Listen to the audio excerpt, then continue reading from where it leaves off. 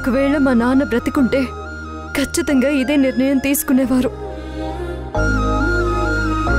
ఎందుకంటే ఇది ఆయన పెంపకానికి అవమానం.